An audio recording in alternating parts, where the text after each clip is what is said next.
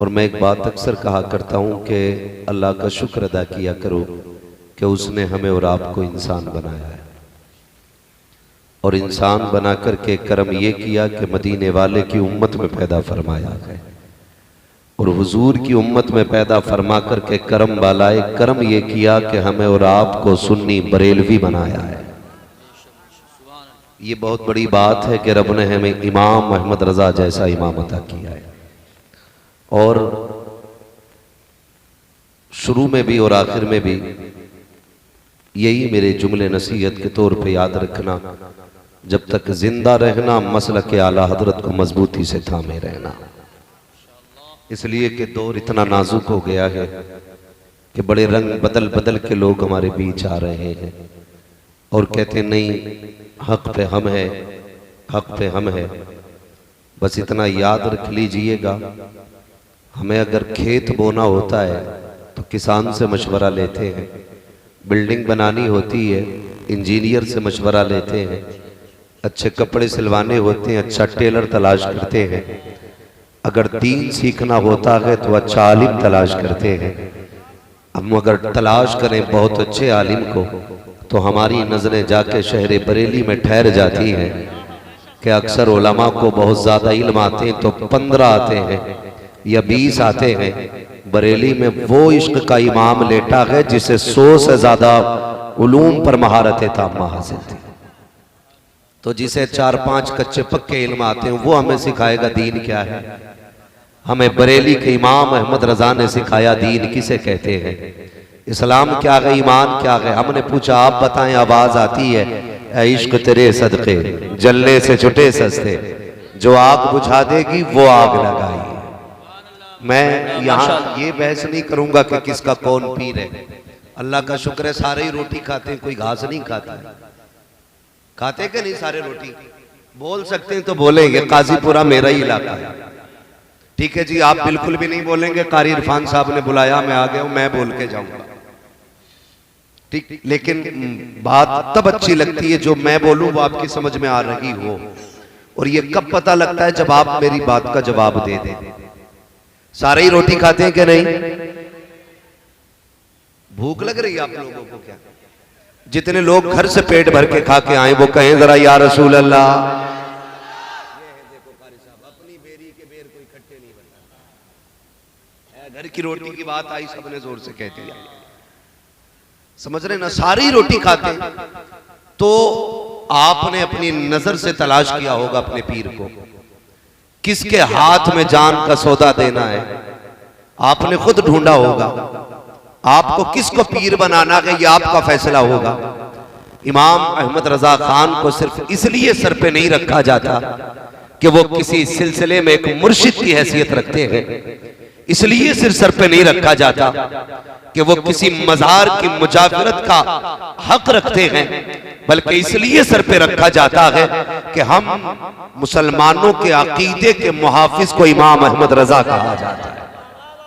सुभान अल्लाह। याद रखिएगा, मैं अक्सर ये बात कहता हूँ, कई बीमारों को खुजली होती है, वो ये कहते हैं हम तो मानते ही नहीं थी मसला के आला हजरत को, हमारा तो अपना मामला अलग है।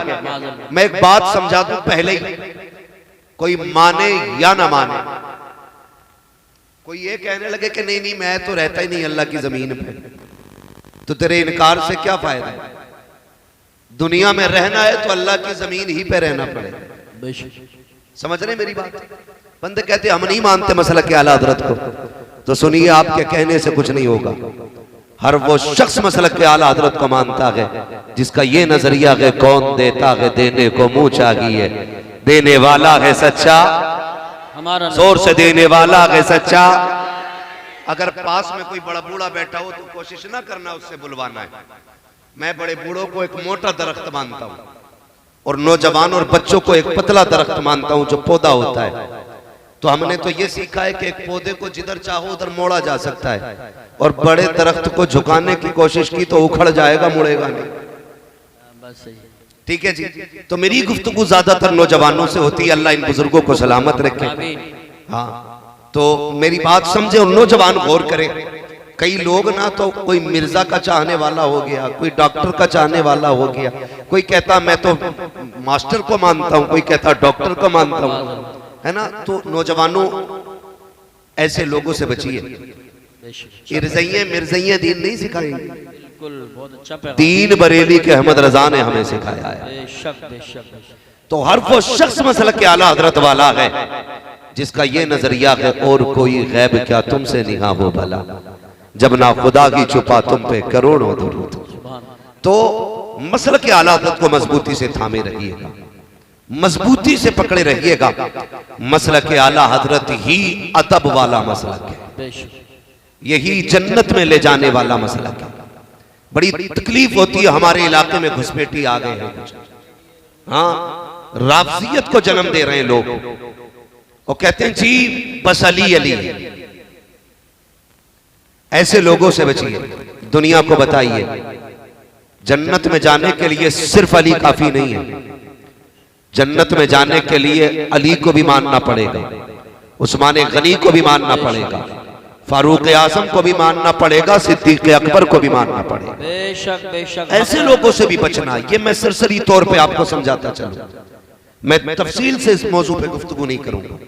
इन चीजों से बचने के बाद, और ये कब बचा जा सकता है, जब हम मसलक के आला हज़रत को मजबूती से थामे। सुभान अल्लाह।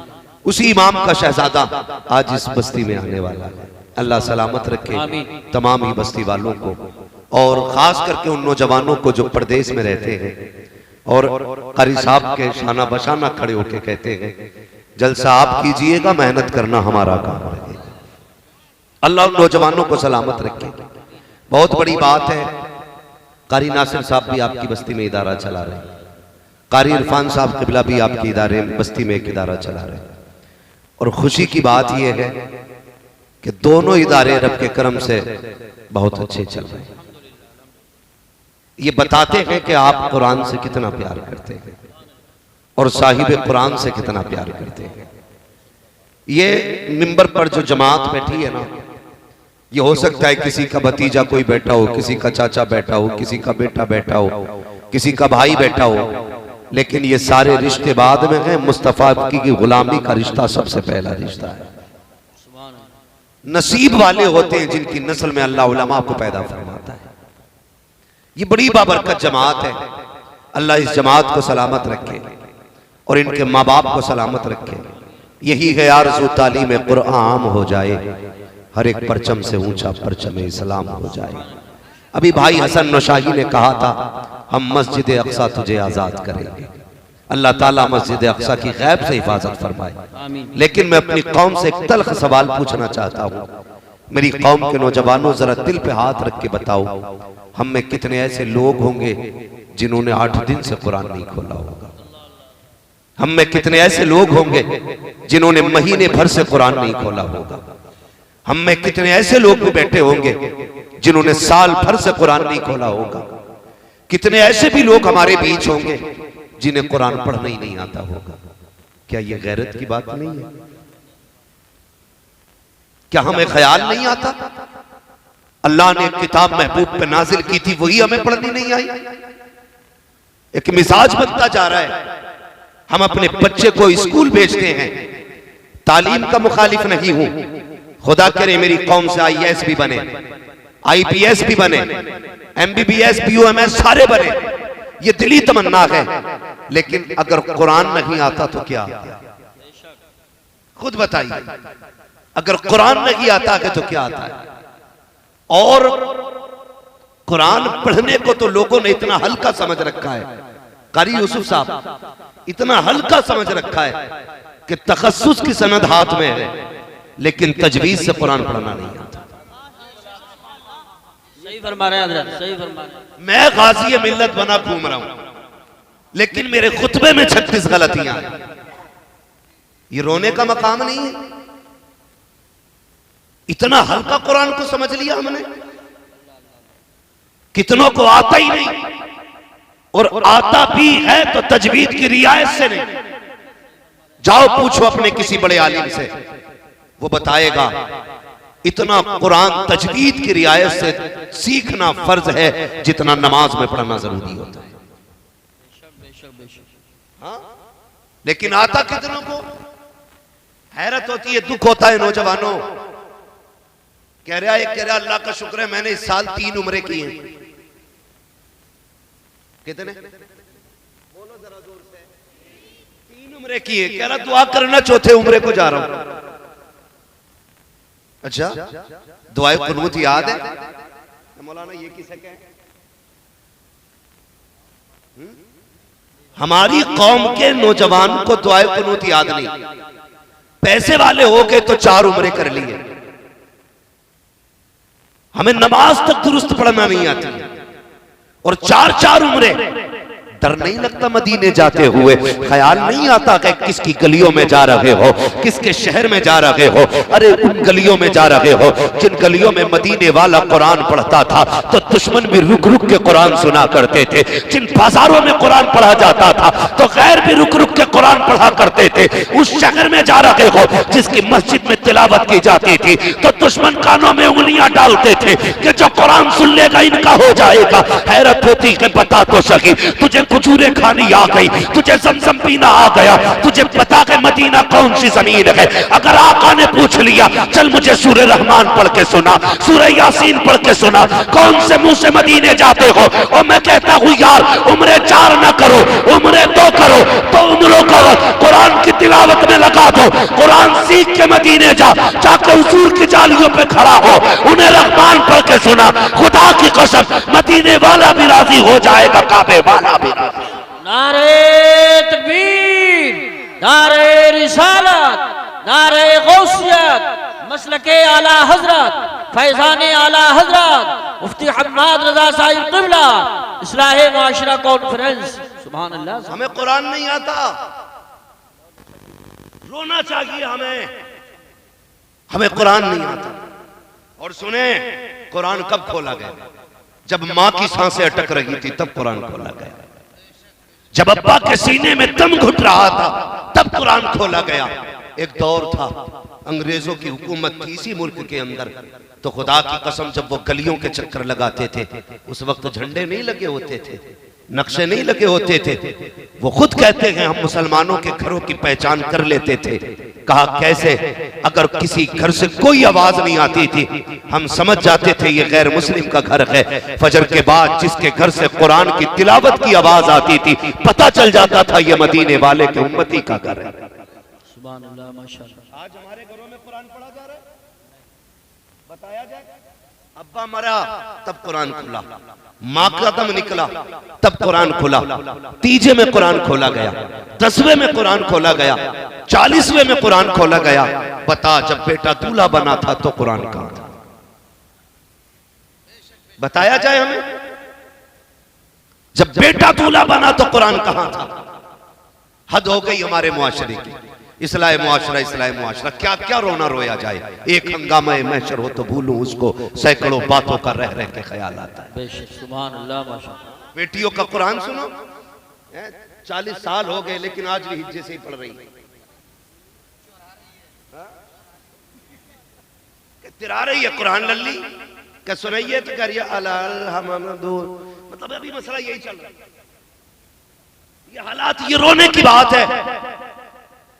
सोचना चाहिए हमें, हमारी बेटियों को आज तक कुरान नहीं आया।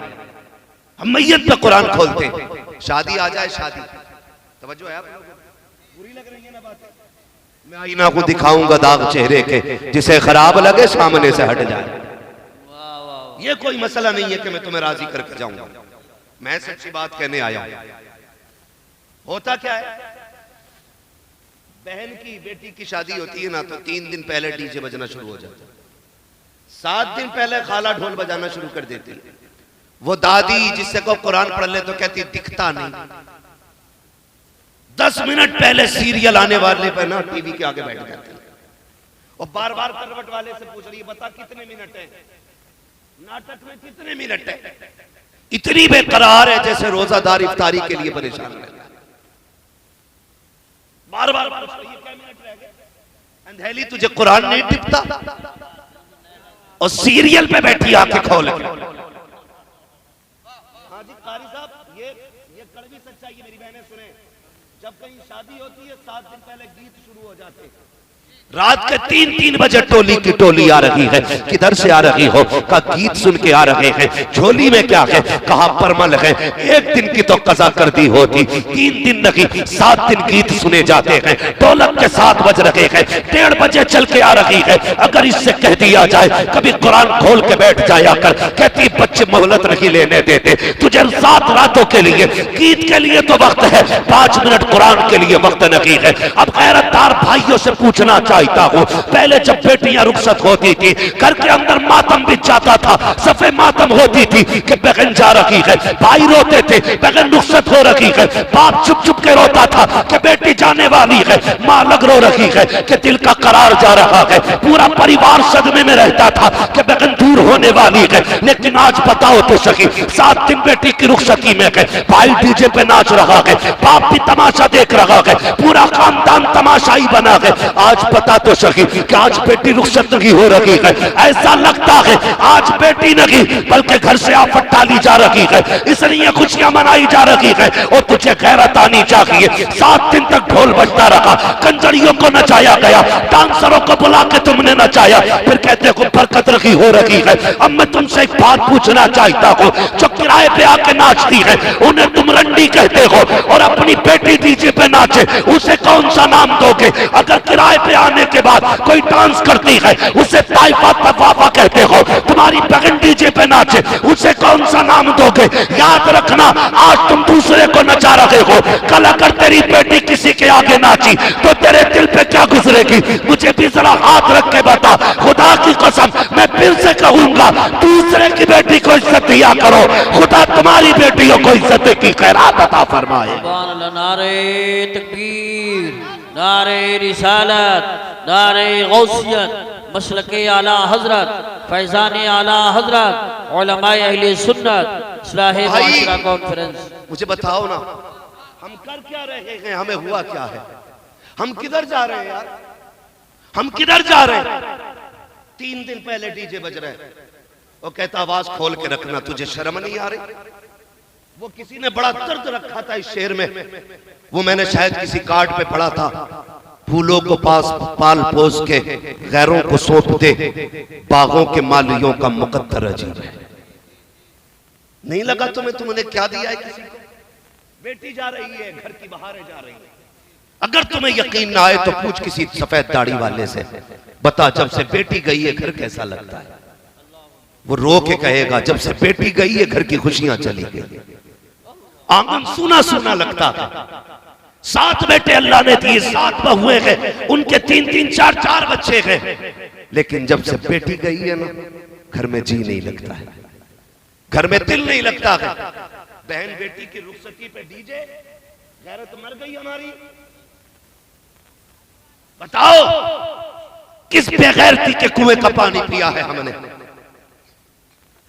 यार ऐसा भी दौर गुजरा है बहनों की रुखसती पे भाई बेहोश हो जाते थे। आज 4 दिन पहले से कूद रहा।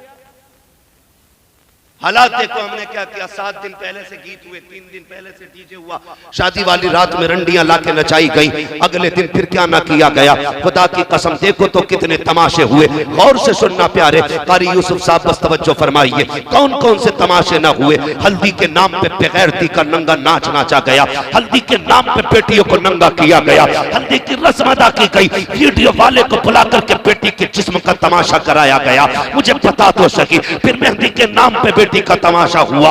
जब सुबह का सवेरा नमूदार हुआ, रुखसती का वक्त आने वाला था, जैसे बारात दरवाजे पे आती है, फिर वेलकम के नाम पर इज्जतों के जनाजे निकाले गए, दूल्हा आया का इस्तकबाल किया जाएगा। चंद बेगैरत बेटियां दरवाजे पर हाथों में फूल लेके आके खड़ी हो गई। किस लिए आई हो? कि दूल्हा का इस्तकबाल होने वाला है, वेलकम होना है बारात का। वो गैरत मर गई हमारी। मर्दों का इस्तकबाल मर्दों को करना था, हमने बेटियों को खड़ा कर दिया रोड पे ला करके, हाथों में फूल लेके खड़ी है। कहां चली गई हमारी गैरत है? कोई जूस का गिलास लेके खड़ी है, कहां टूट के मर जाना चाहिए हमें। हम कहते हैं इज्जतदार है यार, इज्जत का जनाजा तो उस दिन निकल गया था जब तेरी बेटी दूल्हा के इस्तकबाल में दरवाजे पे आई थी।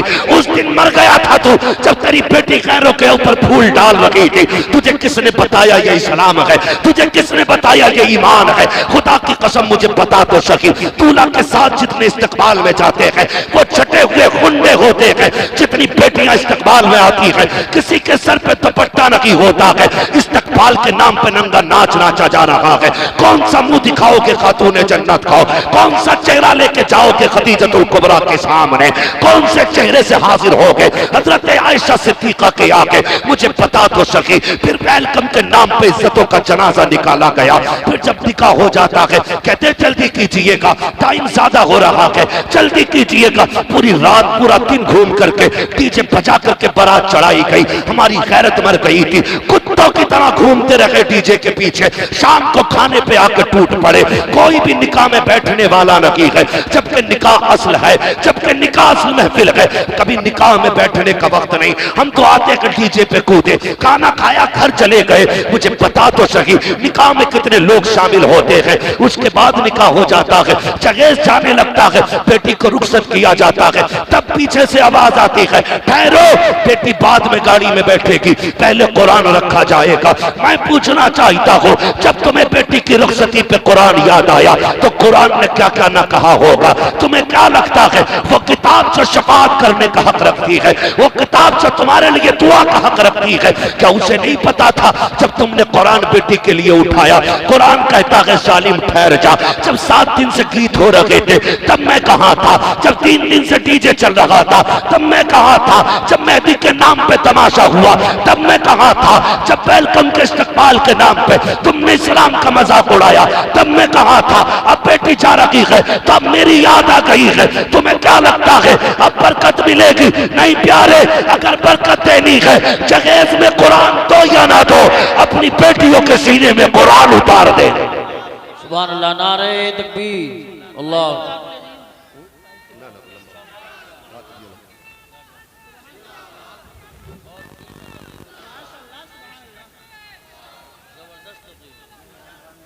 भाई बेटियों के सीने में कुरान उतारो।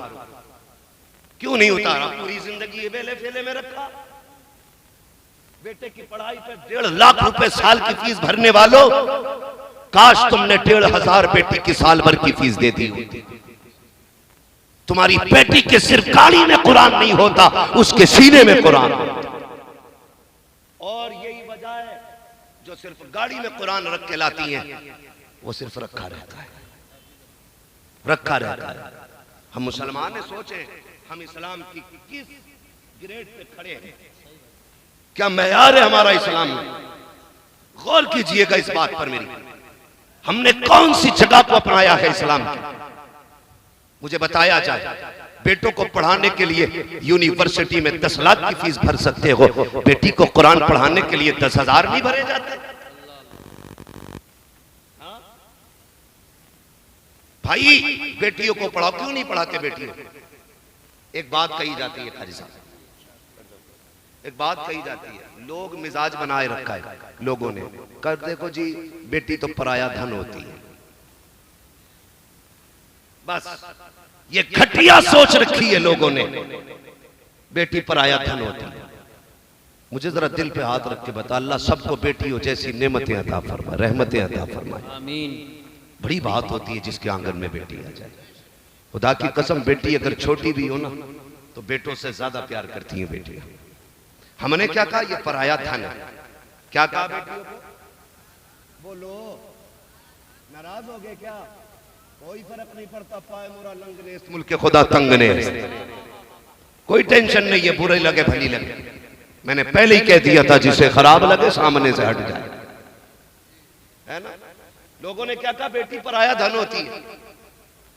ये कह के बेटियों को टाल दिया गया पराया धन।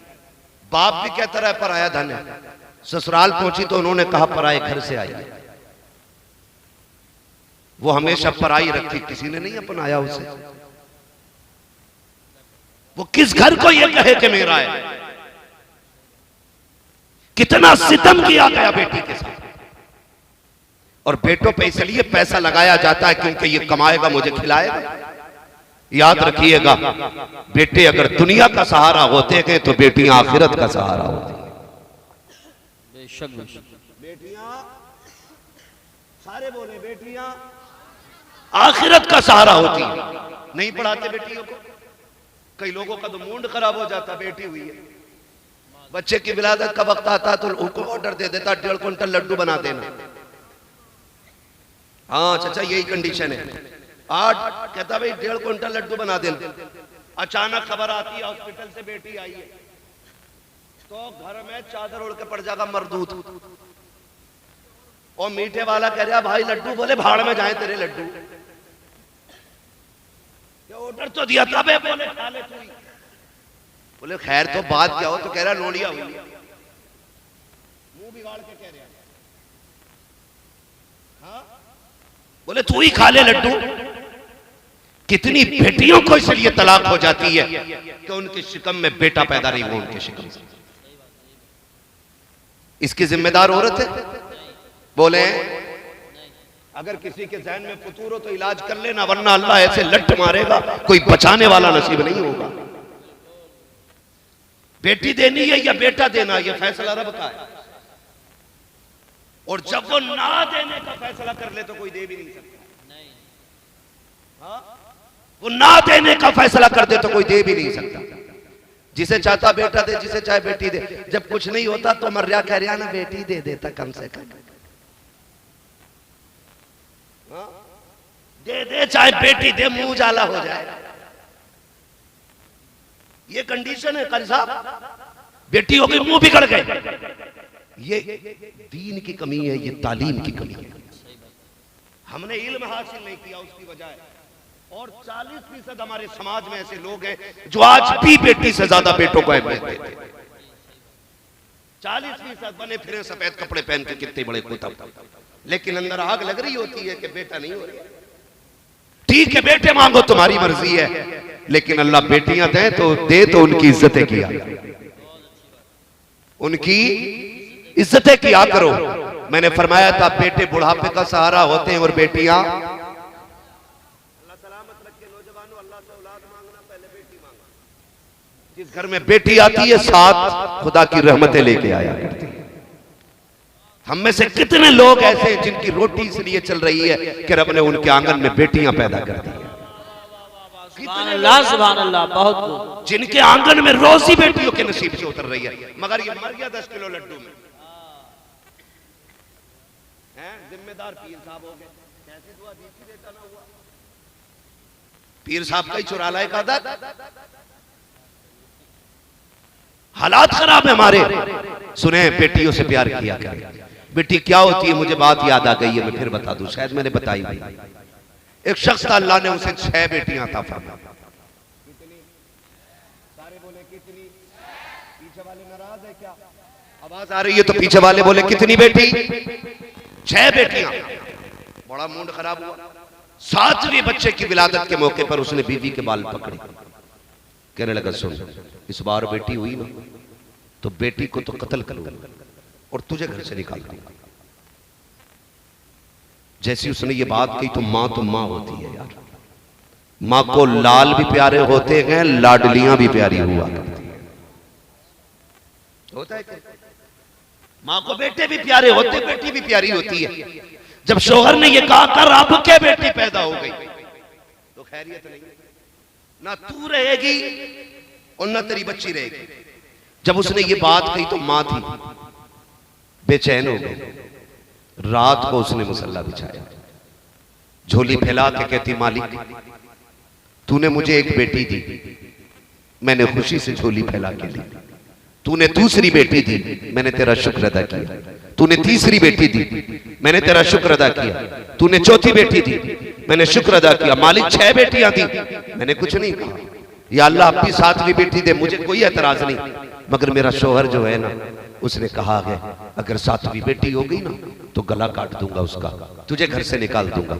रो के कहती मालिक मैं घर से निकल गई, कोई बात नहीं, धक्के खा के जिंदगी गुजार लूंगी, मगर मेरे मालिक मेरे सामने बेटी का गला दबा, मां हूं बर्दाश्त नहीं कर सकूंगी।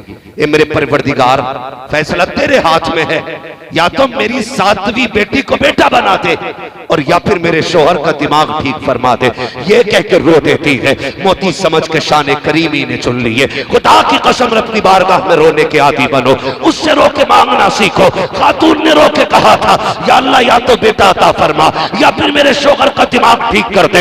ये कहता मैं रात को बिस्तर पे लेटा था, मेरी आंख लगी थी, ख्वाब देखता हूँ मैदान कयामत है, लोगों की भीड़ लगी हुई है, लोगों के अमल तोले जा रहे हैं, मेरा भी अमल तोला गया। जब तोले गए तो गुनाह ज्यादा थे, हुक्म हो जाता है फरिश्ते उठाओ इसे दोज़ख में ले जाके डाल दो। का जब फरिश्ते लेके जाने लगे, मैं मुड़ मुड़ के राके देख रहा था, कोई बचाने वाला नहीं था, इसलिए कि रब की रहमत रूठ चुकी थी, अब कोई सहारा देने वाला नहीं था। का जब फरिश्ते लेकर के चले, जहन्नम का पहला दरवाजा आया। 7 दरवाजे अल्लाह ने जहन्नम के बनाए हैं। कहता पहले दरवाजे पे गया, अब तो डर ये था कि जहन्नम का रास्ता है, करीब के जहन्नम में झोंक दिया जाऊंगा। लेकिन जैसे पहले दरवाजे पे गया, क्या देखता हूं, वहां पे मेरी बड़ी बेटी हाथ लगा के खड़ी हो जाती है। कहती मेरे परवरदिगार, ये मेरा बाप है, बड़ी मेहनतें करके इसने मुझे पाला है, ए मेरे मालिक मेरे बाप को जहन्नम में न डाल। फरिश्तों ने उस दरवाजे से हटाया, दूसरे दरवाजे पे लेकर के गए, दूसरे दरवाजे पे दूसरे नंबर की बेटी खड़ी थी, वहां से हटाया, तीसरे दरवाजे पे लेकर के गए, तीसरे नंबर की बेटी खड़ी थी। का चलते चलते छठा दरवाजा आ गया। कहता कि छठे दरवाजे पे छठी बेटी खड़ी थी। का जब 7वें दरवाजे पे लेके गए, चूंकि बेटियां 6 थी, दरवाजे 7 थे, वो दरवाजा खाली था। मेरी दहशत से आंख खुल गई, मैंने मुसल्ला बिछा दिया। कहा मालिक मुझे 7वां बेटा ना दे, अपने करम से मुझे 7वीं बेटी अता फरमा दे। नारे तकबीर, नारे रिसालत, नारे गौसियत, मसलकी आला हजरत, उलमा अहले सुन्नत, इस्लाही मुआशरा कॉन्फ्रेंस। सुभान पढ़ाएंगे बेटियों को इंशाअल्लाह, बोलो इंशाअल्लाह। और सासें भी मेरी बात सुन लें, जब घर में जहेज आता है ना, बड़ी मुस्कुराती हैं। क्या लाया? फ्रिज है, इसमें क्या वॉशिंग मशीन का, ठीक है इधर लगा दो। लाते लाते लास्ट में गाड़ी आती है दुल्हन की, लास्ट में दुल्हन की गाड़ी आती है, उसमें से जब कुरान लाया जाता, सास कहती है क्या है कि कुरान है। कि लल्ली हमारे घर तो पहले से ही कही कुरान है। वो ही ना खुलते, एक तू भी लिए, एक तू भी लिए, जाओ इसे जाके मस्जिद में रख दो। जिस घर के अंदर टीवी के लिए जगह हो, फ्रिज के लिए जगह हो, वॉशिंग मशीन के लिए जगह हो और कुरान रखने के लिए जगह ना हो, समझ लेना उस घर में कभी खुदा की रहमतें नहीं आ सकती। हाँ? और कह रहे बरकत नहीं हो रही है, सास कह रही बरकत नहीं हो रही, ससुर भी मर गया। रिश्ता करा था तो देखा था, रिश्ता करा था, नाक देखा, कान देखा, आंखें देखी, तुमने लौंडिया का मकान देखा, 2 मंजिला 3 मंजिला देखा, तुमने ये भी लिस्ट बना के दे दी जहेज में क्या क्या देना है। किसी के दिल में ये भी ख्याल आया, ये भी पूछे कि उसे कुरान आता है कि नहीं। ख्याल आया? जिसे आता ही नहीं वो पढ़ेगी क्या खाक? 6 महीने हो जाते हैं कुरान नहीं खुलता, इसलिए कि इसे पढ़ना ही नहीं आता। खुदारा घर में दुल्हन अगर लाया करो, भले चेहरे कम देखा करो, उसकी तालीम ज्यादा देखा करो। तो बेटियों को भी पढ़ाइए और बेटों को भी पढ़ाइए। कितने बच्चे फारिग होने का? 5 बच्चे हाफिज कुरान बन रहे। मैं सलाम करता हूं उन बापों को जिन्होंने ऐसे बेटों के लिए कमाया है, जिन्होंने बदले में बाप को मजदूरी के जन्नत का टिकट अता कर। वो बाप नसीबों वाले हैं जिनके बेटे हाफिज कुरान बने। वो माएं मुकद्दर वाली हैं जिन्होंने ऐसे बच्चों को दूध पिला के पाला, जिन्होंने मां को कुरान की हिफ्ज का सर्टिफिकेट देना है। वो बहनें मुकद्दर वाली हैं जिन्होंने ऐसे भाइयों की खिदमत की है, जिन्होंने कुरान सीने में रख के ये दुनिया को बताया है हमें दुनिया की दौलत पे नाज नहीं, हमें कुरान पाक की तिलावत पे नाज है। और इतना आसान नहीं है कुरान का इल्म आ जाना, किसी को बड़ी मेहनत लगती है। माशाल्लाह, इतना आसान नहीं, बड़ी मुश्किल से दीन आता है। इज्जत किया करो। हमारी कौम क्या कहती है, देखो मुल्ला जी जा रहे हैं, हाफिज जी हमने इंसाफ किया उलमा के साथ। अब्बा मरते तो कहता 3 दिन जरा लगातार कुरान पढ़वा दियो। क्यों? आज याद आया ना कुरान, आज याद आया ना कुरान। उससे पहले क्या कहते थे? अगर कारी इरफान साहब किसी दुकानदार की करवट से गुजर जाए मुंह फेर लेता, कहीं रसीद ना हो इनके हाथ में। एक मौलाना बता रहे थे उस दिन मुंबई में, कह रहे थे हजरत क्या बताऊं, मेरे बेटे का वलीमा था तो जिसके घर भी कार्ड लेके जा रहा था तो यही खबर आ रही वो घर नहीं है। मैं फोन करके कहता था भैया रसीद काटने नहीं आया, बेटे के वलीमे की दावत देने आया।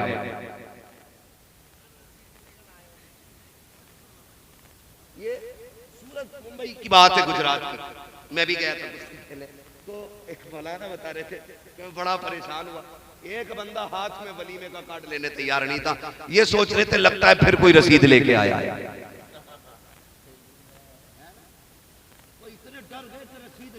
अरे अल्लाह का शुक्र अदा किया करिए। अगर कोई मदरसे वाला आ जाया करे ना तो ये मत सोच मौलवी आया है, ये सोचा कर मदीने वाले ने किसी को याद किया है, मदीने वाले ने किसी को याद किया है। हाँ, एक नौजवान कहने लगा हजरत जी दुआ करना, अभी पीछे गाड़ी चला रहा था, नींद आ गई, गाड़ी चलती रही और बच गए। वो तो जजमेंट अच्छा था, नींद में भी गाड़ी सीधी चलती रही। मैंने कहा कोई नेकी बता जो तुझे याद हो। उसने कहा मैं जब भी घर जाता हूं ना महीना 15 दिन में मैं कुछ पैसे निकाल के 10% निकाल के मदरसे के तलबा को दे के आता हूं। मैंने कहा पगले तुझे लगता है तेरे जजमेंट ने गाड़ी संभाल रखी थी?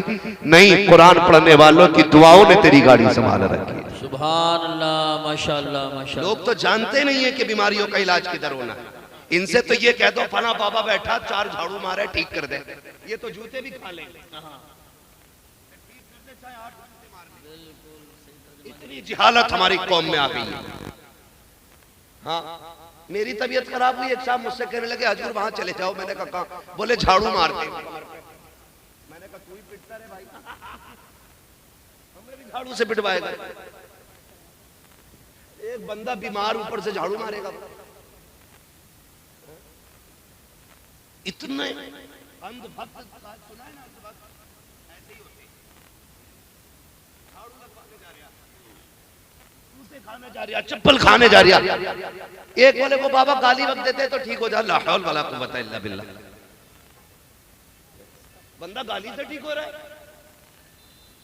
अकीदे देखो हमारे, बरकत नहीं हो रही। वो हमें ना घोड़े की पूंछ का बाल दिया था, उन्होंने कुठिया में रखा। इतना कमजोर ईमान है हमारा, घोड़े की पूंछ पे भरोसा हमें। हाँ, उसका बाल कुटिया में लाके रख लिया। सुन प्यारे, अगर घर में बरकत नहीं है, इलाज एक मैं बता के जा रहा हूँ, वजीफा लेके चला जा।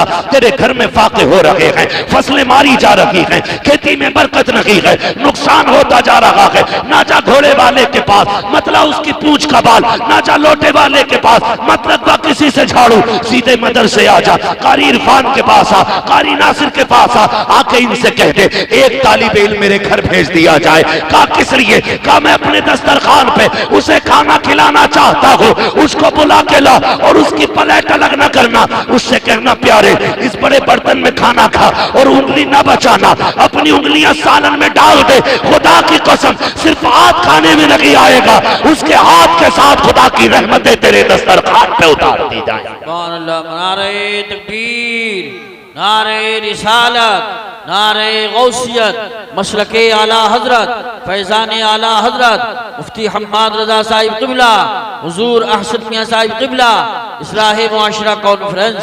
सुभान अल्लाह। 5 मिनट में आ रहे हैं, परेशान मत हो, फोन आ गया इंशाल्लाह। 5 मिनट में हजरत तशरीफ ला रहे हैं जी। ये एतकाद है हमारा, हम घोड़े की पूंछ को ज्यादा अहमियत देते हैं। गलत नहीं कह रहा हूं, कोई बता दे वहां चले जाओ, बहुत अच्छा करते तो वहीं पहुंच गया जाए, वहीं पहुंच गया जाए।